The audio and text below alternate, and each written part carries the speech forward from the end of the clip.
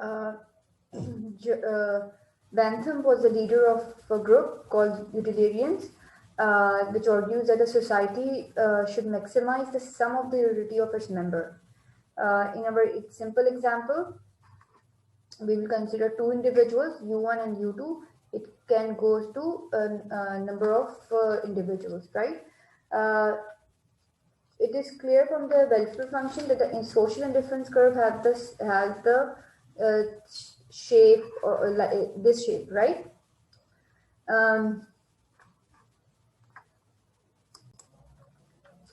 Utilitarian social value function says that utility of an individual should be weighted equally to the utility of any other individuals. Um, Many argues that one individual is worse off than another. Society is not indifferent to a decrease in the utility of poorer, which matches by an equal increase in the utility of richer.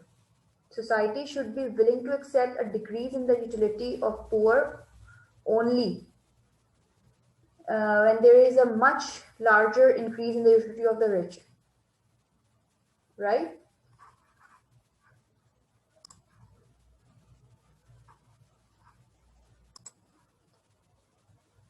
In this is the first figure 1A, where you can see that if every individual has weighted equally, but in the second figure you can see that the straight there is no more straight line.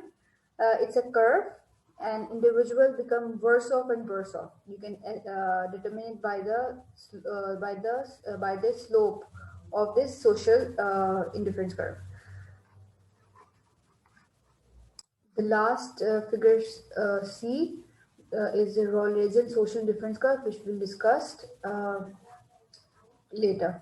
Now, okay, the Rawlsian social welfare functions depict that it's an extreme position, right? It depends only on the welfare of worst of individual. So if if Friday is worse off than cruise, then anything that increase Friday welfare increase social's welfare. Uh, as orange are transferred from cruise to Friday, it makes no difference how many are lost in the process, how inefficient the transfer process is, as long as Friday gets something. That's why this social difference curve is in L shape. Rawlsian social function is just extreme of utilitarianism, social. Now we'll discuss the social choice in theory, how we get this social choice. First, we have to construct the opportunity set with the help of utility possibility schedule, then define the preferences, which can be uh, drawn by with the help of indifference curve, then adopt the program that increase social welfare, right? Now we compare the individual and social choices. Individual choices and social choices can be divided into three steps. First steps is again you have to draw the opportunity set. In individual you make the budget constraint, while in social choices you make utility possibility curve. In the second step, you will define preferences. In individual choices, you use individual indifference curve, while in social choices, you will draw a social indifference curve.